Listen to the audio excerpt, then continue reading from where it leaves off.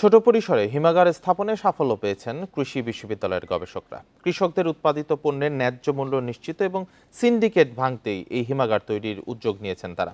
এতে শাকসবজি ও মৌসুমী ফলের অপচয় কম হবে, লাভবান হবে কৃষকেরা। বান্ডেল থাকলে প্রতি সেনমানিতে টাকা বাঁচবে। বিকাশ সেনমানি বান্ডেল কিনে জিতুন প্রতি লেনদেনে।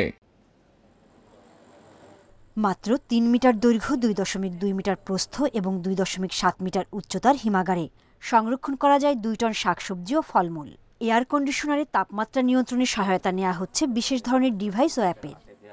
এই অ্যাপের মাধ্যমে আমরা নির্দিষ্ট টেম্পারেচার সেট করতে পারি এবং আমরা অ্যাপের মাধ্যমে দেখতে পারি যে আসলে ভিতরে কত টেম্পারেচার এখন আছে। আমরা এখান থেকে টেম্পারেচারটা সেট করে দিলে ভিতর থেকে এসি ওই অনুযায়ী টেম্পারেচারটা মনিটরিং করে। বিদ্যুৎ সংযোগের বিকল্প হিসেবে সৌর বিদ্যুতের মাধ্যমে অনায়াসে চলছে হিমাগারটি। এভাবে বিভিন্ন ফল ও শাকসবজি সংরক্ষণ করা যায় প্রায় ২ মাস।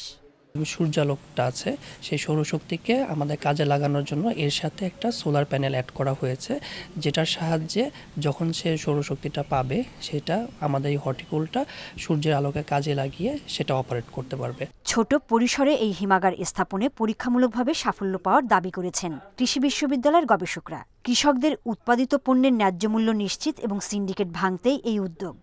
কৃষকরা যদি তারা যৌথ উদ্যোগে অথবা সমিতির মাধ্যমে এরকম একটি কোল্ড স্টোরেজ করে, তাহলে তাদের উৎপাদিত পণ্য নিজেরা সংরক্ষণ করে বাজারে ছেড়ে তার সঠিক মূল্যটি তারা পেতে পারে।